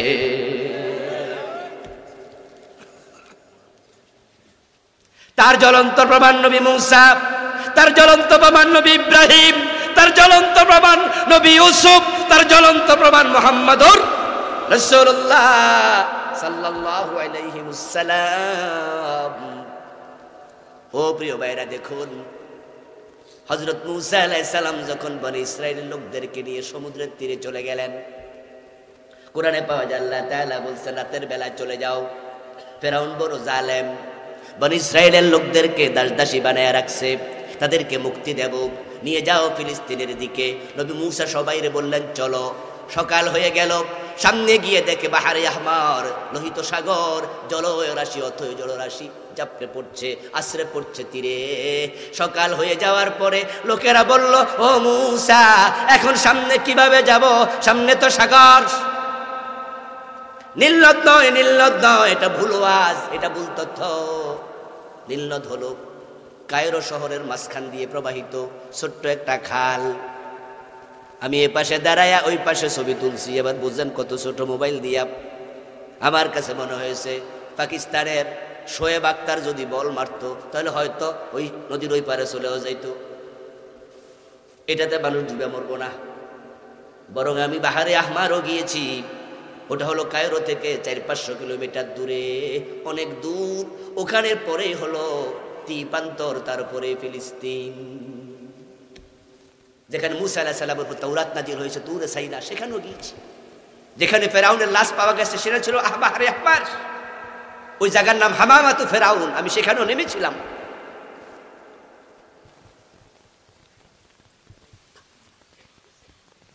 আমার প্রিয় ভাইরা, মূসা আলাইহিস সালাম দেখলেন সকাল হয়ে গেল, সামনে সাগর, নৌকা নাই, লঞ্চ নাই, স্টিমার নাই, এখন কেমনে যাবেন? কিছুক্ষণ পর হঠাৎ করে পিছনের দিকে তাকায় দেখে আকাশ পর্যন্ত ধুলাবালি উৎক্ষিপ্ত হচ্ছে। লোকজনের বুঝতে আর কষ্ট হয় নাই, সকালবেলা দেখেছে ফেরাউনের সৈন্যরা, ফেরাউনের লোকেরা, বনি ইসরাইলের লোকেরা তো পালাইয়া গেছে, নিশ্চয়ই ফেরাউনের নেতৃত্বে তারা আমাদেরকে অ্যারেস্ট করতে আসতেছে, গোড়া দৌড়াই আসতেছে। গোড়ার পায়ের ধুলা আকাশ পর্যন্ত উৎক্ষিপ্ত হচ্ছে। তখন তারা মূসা নবীকে বলতেছে, ইন্না লামুদরাকুন, ও মূসা তোমার সাথে আইসা লাভটা হইল কি, উল্টা তো ধরা খাইয়া গেলাম। ইন্না লামুদরাকুন, ধরা তো খাইয়াই গেলাম মূসা। সামনে সাগর, পিছনে ফেরাউন, ধরে নিয়ে শুলে চড়াবে। তুমি আমাদেরকে ফাও ফাও কেন সাথে আনছো? ধরা খাওয়াইতে আনছো, মারতে আনছো? মূসা নবী নির্বিকার, কারণ তিনি জানেন আমার শেষটা শেষ, নিশ্চয় এখান থেকে আল্লাহর সাহায্য হবে। মূসা নবী জবাব দেন, কাল্লা ইন্না মাইয়া রব্বি সাইহাদিন, অসম্ভব, ধরা খাবো না, আমার রব আমার সাথে আছে। সাইয়াহদিন, তিনি আমার একটা পথ দেখাবেই। আমার রব আকাশ থেকে তাকায়া দেখে হযরত মূসা আল্লাহর উপরে ভরসা হারায় নাই। বিপদে আপদে মুসিবতে সব সময় ভরসা করা লাগবে কার উপর? মুমিনদের ভরসা হবে শুধু কার উপর? সৈন্যের উপরে নয়, অস্ত্রের উপরে নয়, জনবল দিয়ে বিজয় হয় না, বিজয় হয় আল্লাহর সাহায্য দিয়ে। আল্লাহ যখন দেখলেন নবী মূসা আল্লাহর উপর পরিপূর্ণ তাওয়াক্কুল রেখেছেন, এক সেকেন্ড আর দেরি করেন নাই, আল্লাহ তাআলা বলে দিলেন, ওয়াদরিব বিআসাকাল বাহর, ও মূসা হাতের লাঠি দিয়া সমুদ্রে আঘাত করো। আঘাত করতে দেরি, 12টা রাস্তা হতে আর দেরি হয় নাই। এবার আপনারা বলতে হবে, আমি তো অনেক কথাই কইলাম, দুই একটা মাঝে মাঝে আপনারাও বলেন, বনি ইসরাইলের লোকেরা ডুবে মরছে না সাগর পার হইছে? পার করলেন কে? সাহায্য পাঠালেন কে? রাস্তাটা বানায়া দিছে কে? এবার বলুন তো, যে ফেরাউন জুলুম করছে হে কি পার হয়েছে না ডুবে মরছে? সে আল্লাহ এখনো আছে না নাই? সে আল্লাহ আছে। আল্লাহর শক্তি আগের মতো আছে। তাওয়াক্কুল বাড়াও, তাওয়াক্কুল বাড়াও, সাহায্য আসবে, সাহায্য আসবে। ইব্রাহিম নবী চরকির উপরে কোমরের মাঝে রশি লাগাইয়া টানছে। তাফসীর ইবনে কাসির পড়ে তা বলতেছেন, হাইজান নামক একজন কাফের সে পরামর্শ দিয়েছিল, চরকির উপরে বসাইয়া চরকি ঘুরাইতে থাকো, মাজার রশি টান মারবা, ইব্রাহিম আগুনের মাঝখানে পড়ে যাবে। কোন কোন মুফাসসির বলছেন শয়তান ইবলিস সেদিন হাইজানের সূরত ধরে সে পরামর্শ দিছে। লোকেরা চরকির উপরে তুলে হযরত ইব্রাহিম নবীকে চরকি ঘুরাচ্ছে। ইব্রাহিম নবী নিচের দিকে তাকায়া দেখে যারা রশি টানে তাদের মাঝে উনার বাবা আজরটাও আছে। দুঃখ রাখি কই, দুঃখ রাখি কই। ইব্রাহিম আলাইহিস সালাম তখন আল্লাহর সাথে এবার কথা বলতে শুরু করলেন, ইয়া রব্বি ইন্নাকা ফিস সামাই ওয়াহিদুন ওয়া আনা ফিল আরদি ওয়াহিদুন আ'বুদুক। ও আমার রব, আকাশে তুমি একা, জমিনে তাকায়া দেখো তোমার গোলাম ইব্রাহিম বড় একা। আরে আমার বাবাটা পর্যন্ত নমরুদের দলে, আমার বাবাও রশি টানে, এর মাঝে রশিতে টান পড়ে গেল। ইব্রাহিম ছিটকে পড়ে যাচ্ছেন আগুনের দিকে, কিন্তু উনি নির্বিঘ্ন নিশ্চিন্ত। তিনি জানেন মোমেনের চেষ্টা যেখানে শেষ, আল্লাহর সাহায্য সেখান থেকে শুরু। এবার ইব্রাহিম নবী কি বলতেছে আল্লাহর কোরআন, আপনি তাফসীর ইবনে কাসির পনেতা বলতেছে, ইব্রাহিম নবী তখন বলছে হাসবিয়াল্লাহু নি'মাল ওয়াকিল। আমার সাথে পড়ুন, হাসবিয়াল্লাহু নি'মাল ওয়াকিল নি'মাল মাওলা ওয়া নি'মান নাসির। সুবহানাল্লাহ পড়েন সবাই।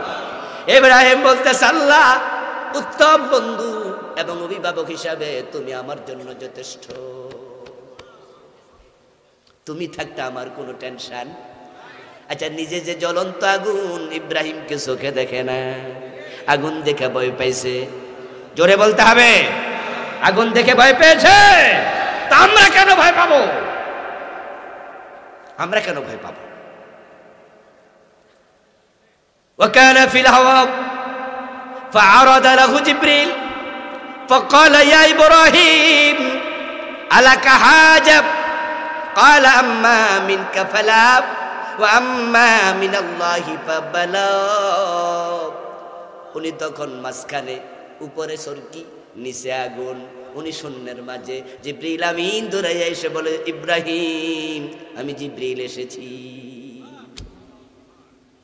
আপনার সাহায্য লাগবে কিনা আমারে বলেন। আমরা হইলে কি করতাম? কইতাম মিয়া দেরি করো না, ফিরে যেতেছি। কিন্তু জিবরিলের 600 পাকা আছে, 600 একটা পাকা জাপটা দিলে আগুন নিভতে 1 মিনিটও লাগবে না। কিন্তু ইব্রাহিম নবী আল্লাহর উপরে এতটাই তাওয়াক্কুল রেখেছেন, তিনি জিবরিল আমিনকে তখনও বলে দিলেন আম্মা মিনকা ফালা ওয়া আম্মা মিনাল্লাহি ফাবালা। থ্যাঙ্কস, ধন্যবাদ, সাহায্যের প্রয়োজন নাই, আমার আল্লাহ যথেষ্ট। তিনি জানতেন যে আগুন আমাকে ফেলে দিচ্ছে, আগুন কার মাখলুক? চুপ থাকবেন না প্রিয় ভাইয়েরা, জবাব দেন, কার মাখলুক? আগুন আল্লাহর কথা শোনে কিনা? তা আমার কিসের টেনশন? আমি তো তাওহীদের কথা বলে আগুনে পড়ছি, আমি তো শিরকের বিরোধিতা করে আগুনে পড়ছি। আমার আল্লাহ আরশে আজিম থেকে দেখে আমার ইব্রাহিম আমার উপর ভরসা রাখছে। দেরি নাই, দেরি নাই, সাথে সাথে আল্লাহ তাআলা আগুনকে ডাক দিলেন। সাথে সাথে ডাক দিয়া আল্লাহ তাআলা বলে দিলেন, যেটা বলেছেন সেটা কোরআন থেকে শুনুন। আল্লাহ তাআলা বলছে কুল্লা ইয়া নারু কুনি, আমার সাথে পড়ুন, কুল্লা ইয়া নারু কুনি বারদাও ওয়া সালামান আলা ইব্রাহিম। সবাই মিলে বলি সুবহানাল্লাহ। আল্লাহ বলে আমি সাথে সাথে আগুনকে ডাক দিলাম, ইয়া নার, বাংলা তোর ওই আগুন। কে ডাক দিলেন? জোরে বলেন না, কে ডাক দিলেন? আল্লাহ কাবি বলছে, ও আগুন কুনি, তুমি হয়ে যাও বারদা, ঠান্ডা। আগুনের ধর্ম কি ঠান্ডা হওয়া না গরম? আল্লাহ বলছে আগুন উল্টে যা, আগুন চরিত্র চেঞ্জ কর, 180 ডিগ্রি উল্টায় দে। তুই তো জ্বালাস, পোড়াস, উষ্ণতা তোর বেশি, আমি আল্লাহ বলছি তুই ঠান্ডা হয়ে যা। কুনি বারদা, তুই ঠান্ডা হয়ে যা। এবার আপনারা বলুন তো, ইব্রাহিম নবী কি চরকির উপরে যখন উঠছে, চরকি থেকে যখন পড়ছে, গায়ে কম্বল ছিল, কুরিয়ার জ্যাকেট ছিল, তো ঠান্ডা হইলে কষ্ট হইব না? এই জন্য আমার আল্লাহ শব্দ যোগ করে দিলেন, বারদাও ওয়া সালামা, বেশি ঠান্ডা হইস না রে, আমার ইব্রাহিম কষ্ট পাবে, এমন ঠান্ডা হ যেন ইব্রাহিম আরাম বোধ করে। কি বালাগাত, কি ফাসাহাত কোরআনে, সুবহানাল্লাহ সুবহানাল্লাহ। কুনি বারদাও ওয়া সালামা, শান্তিপূর্ণ ঠান্ডা হোক, যেটাকে এসি বলে, এয়ার কন্ডিশন বলে, মজা মজা আরামদায়ক ঠান্ডা হ, বেশি শীত হইস না। আমার ইব্রাহিম তো কম্বল গায়ে দিয়া, জ্যাকেট গায়ে দিয়া আগুনে পড়ছে না। ইব্রাহিম নবী আগুনে পড়ে গেলেন, 40 দিন পর্যন্ত আগুনের ভিতরে ছিলেন। সুবহানাল্লাহ পড়েন। কতদিন? তাফসীর ইবনে কাসির পড়ে তা বলতেছেন, কানাতিন নার লাম তাহরিক ইলমিনহু ইল্লা ওয়াসাকাহু। উনারা যখন ইব্রাহিমকে ওই জালেমগুলো যখন আগুনে ফেলে, উনার রশি দিয়া হাত বাঁধছিল, রশি দিয়া পা বাঁধছিল, তারপরে আবার মাজায় রশি লাগাইয়া সরকি ঘুরাইছিল, এখন হাতেও রশি, পায়েও রশি। ইব্রাহিম নবী আগুনে পড়েছে। ইবনে কাসির পড়ে তা বলতেছে, ওই আগুন ইব্রাহিম নবীর হাতের রশি, পায়ের রশি খাইয়া জ্বালাইয়া উনাকে মুক্ত করে দিয়েছে, তবে গায়ের জামা দূরের কথা, পশমও টাচ করে নাই, গায়ের পশমও টাচ করে নাই। ইব্রাহিম নবী 40 দিন আগুনের ভিতরে ছিলেন। আপনাদের কাছে জবাব চাই, ইব্রাহিমের চেষ্টা যেখানে শেষ, আল্লাহর সাহায্য এসেছে কিনা? সে আল্লাহ এখনো আছে না নাই? তো কিসের ভয়? আমরা কোরআনের কথা বলে যাব, আল্লাহর আইন ছাড়া কারো আইন মানি না, এই কথা আমরা জোরে সরে বলে যাব। তারা কয়জন ফাঁসি দেবে, কয়জন জেলে দেবে, কয়জন গুলি দিয়ে মারবে, ফাঁসি দিতে দিতে তাদের রশি শেষ হবে না, তাদের রশি শেষ হয়ে যাবে, গুলি করতে করতে বুলেট শেষ হয়ে যাবে, আমাদের কল্লা, আমাদের বুক তারা শেষ করতে পারবে না। আমরা আমাদের পরবর্তী প্রজন্মের কাছে মেসেজ পৌঁছিয়ে দিয়ে যাব, যতদিন পর্যন্ত এ সবুজ বাংলার ভূখণ্ডে কোরআনের রাজ কায়েম হবে না, এ দাবি থেকে তোমরাও সরবে না।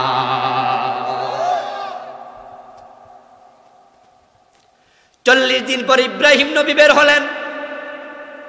উনার লম্বা হায়াত ছিল, তিনি হায়াত পেয়েছিলেন 250 বছর, 175 বছর জিন্দেগি ছিল নবী ইব্রাহিম আলাইহিস সালামের লম্বা হায়াতওয়ালা নবী। উনি উনার জীবনের শেষ দিকে উনার ছেলে ফুলে নাতিপুতির সাথে যখন গল্প করতেন, তখন তিনি বলতেন, আমার লম্বা হায়াতে যত আরাম আয়াস আমি উপভোগ করেছি, সবচেয়ে বেশি আরামে ছিলাম নমরুদের আগুনের ভিতরে।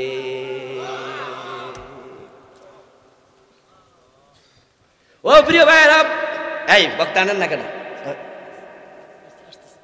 আপনি নিয়ে আসেন, যান করে পড়েছে, সব ওয়াজ আমার দিয়ে করাইলাম, দেখছেন হিসাব দেখছেন না? আমাদের আজকের প্রধান মেহমান জামাল ভাই রয়েছে, শায়খ জামাল উদ্দিন, অনেক বড় বক্তা, উনি আসতেছে, প্রশ্ন উত্তর আমি না, উনি দিবেন। আমার প্রিয় ভাই, আমি বলছিলাম নবী ইউসুফের দিকে তাকানোর জন্য। ইউসুফ আলাইহিস সালামকে জুলাইখা যখন ঘরের ভিতরে ঢুকাইয়া দরজা লাগাইয়া দিল, ইউসুফ নবী যখন দৌড় মারছেন দরজা খুলে দিছে কে? তাহলে বান্দার চেষ্টা শেষ, আল্লাহর সাহায্য শুরু। এটা সবার জন্য এসেছে, আমাদের জন্য অবশ্যই ভয় পাওয়ার কোনো কারণ।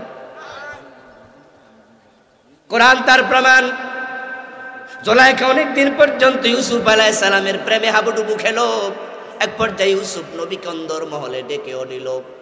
কোরআনে বলছে ওয়াকাল্লাকাতিল আবওয়াবা ফাকালাত হাইতা লাক, ঘরের দরজা লাগাইয়া বাহির দিয়া দাসির দিয়া তালা দেওয়ায়া জুলাইখা কয় ইউসুফ আমি তোমার তুমি আমার। বলেন নাউযুবিল্লাহ। ফাকালাত হাইতা লাক, জুলাইখা কয় কাছে আসো ইউসুফ আমি তোমার, আমাকে যা মনে চায় করো। নাউযুবিল্লাহ। ইউসুফ নবী হলেন পূর্ণ যুবক। জুলাইখা গায়ের জামা কাপড় খুলতে শুরু করে দিল। ইউসুফ আলাইহিস সালাম ভাবলেন এখানে দাঁড়ায় থাকা মোটেও ঠিক হবে না। তিনি ঘরের দরজার দিকে দৌড় মারলেন। জুলাইখা অট্ট হাসি দিয়া বলে ইউসুফ পালাবে কোথায়? পালানোর জায়গা নাই, দরজা তো বাহির দিয়া তালা লাগাইছি, তুমি আজকে পালানোর কোনো সুযোগ পাবে না। জুলাইখা দরজা লাগাইছে, বাহির দিয়া তালা লাগাইছে। এই খবর শোনার পরেও ইউসুফ নবী থামেন নাই। কোরআনে পাওয়া যায় উনি দৌড়াতে দৌড়াতে দরজা পর্যন্ত পৌঁছে গেলেন, কারণ তিনি জানতেন বান্দার চেষ্টা শেষ না হলে আল্লাহর সাহায্য আসবে না। এখন আমরা তো আগে আগে সাহায্যের জন্য অস্থির হয়ে গেছি। এই দেশে ইসলাম কায়েম হয় না কেন? এই দেশে ক্ষমতা ইসলাম যায় না কেন? আরে বাবা রে বাবা, আপনি যে ক্ষমতা ইসলামের নিতে চান, ডিসি হওয়ার মতো লোক বানাইছেন কয়জন? এসপি হওয়ার মতো বানাইছেন কয়জন? সফল মন্ত্রী হওয়ার মতো বানাইছেন কয় ডজন? সফল কূটনীতিক হওয়ার মতো বানাইছেন কয় ডজন? সফল ম্যাজিস্ট্রেট হওয়ার মতো বানাইছেন কয় ডজন? আপনার প্রস্তুতি কি? কতটুকু প্রস্তুতি নিয়েছেন? অস্থির হয়ে গেছেন, সাহায্য কোথায়? ইসলাম কেন আসে না? এত সোজা। এই জন্য প্রস্তুতি নিতে হবে, লোক তৈরি করতে হবে। যোগ্য লোক যখন তৈরি হবে, ঈমান আমলওয়ালা তৈরি হবে, আল্লাহর পক্ষ থেকে সাহায্য আসবে। আল্লাহ খেলাফত দেওয়ার জন্য বসে আছেন, এখন ঈমানওয়ালা আমলওয়ালা লোক বাড়াতেই হবে। ইউসুফ আলাইহিস সালাম জানতেন চেষ্টা শেষ না হলে সাহায্য আসবে না। এই জন্য জুলাইখার কথা শুনে মাঝখানে থামেন নাই। উনি দৌড়াতে দৌড়াতে সামনে গেলেন। তিনি জানতেন আস-সাইয়্যু মিন্না ওয়াল ইতমামু মিনাল্লাহ, চেষ্টা করব আমরা, পূর্ণতার মালিককে। ঠিক এই দরজা পর্যন্ত যাওয়ার সাথে সাথে দরজা খুলে দিলেন কে? সাহায্য আসবে প্রিয় ভাইয়েরা। বাংলাদেশের পরিবেশ বলছে সাহায্য আসবে। হয়তো পরীক্ষা একটু লম্বা হচ্ছে, মায়ের প্রসব বেদনা প্রমাণ করে, নতুন প্রজন্ম দুনিয়ার মুখ দেখবে, জুলুম অত্যাচার প্রমাণ করে বাংলাদেশ ইসলামের নতুন সূর্য দিতে হবে ইনশাআল্লাহ। সেই জন্য প্রয়োজন হচ্ছে আমাদের প্রস্তুতি নেওয়া। প্রস্তুতি নেওয়ার জন্য আপনারা রাজি আছেন?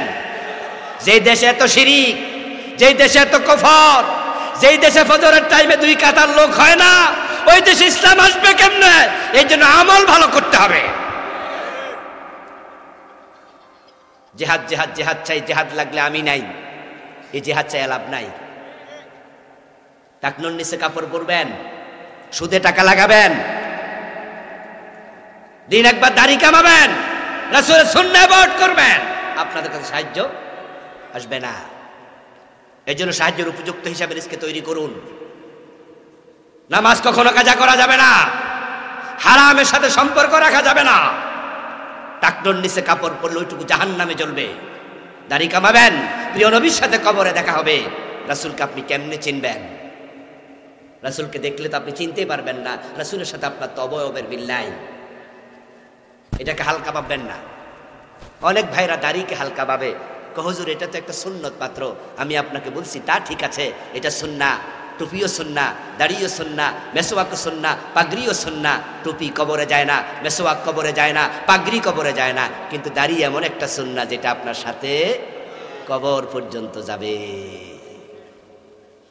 এটাকে হালকা ভাববেন না, এটা খুব গুরুত্বপূর্ণ সুন্নাহ।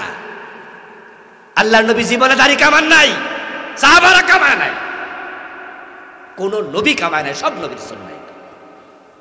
মাসফালা মিনাল কাবাইনি মিনাল ইজারি ফিন্নার, টাকটুর নিচে কাপড় পরবেন জাহান্নামী হবেন। অনেক যুবকেরা বলে হুজুর দাড়ি তো রাখতাম, বিয়েটা কইরা রাখি। কেন রে যুবক ভাই? বলে হুজুর কত মাইয়া আছে দাড়ি দেখলে বিয়ে বইয়ে না। আমি বলবো তাড়াতাড়ি দাড়ি দেখে দাও। যে মেয়ে দাড়ি দেখলে বিয়ে বসবে না, সে মেয়েকে মুসলমান বিয়ে করবে কেমনে? এমন মেয়ে বিয়ে করাই তো জায়েজ হবে না। বরং তোমার দাড়ি তোমার জন্য ঢালের ভূমিকা রাখবে। যুদ্ধের মাঠে পরে তলোয়ার থেকে, শত্রুর তলোয়ার থেকে বাঁচার জন্য যেমন ঢাল ব্যবহার করতে হয়, তোমার দাড়ি তোমার জন্য ঢাল হয়ে যাবে। যেই মেয়ে দাড়ি দেখে বিয়ে বসবে না, ওই মেয়ের পেট থেকে ইমাম হুসাইনের জন্ম হবে না, ইমাম আবু হানিফার জন্ম হবে না। এমন মেয়ে তুমি বিয়ে করবা কেন? যে মেয়ে দাড়ি দেখে তোমাকে বিয়ে করবে, ওই মেয়ের পেট থেকে আল্লাহর ওলির জন্ম হবে।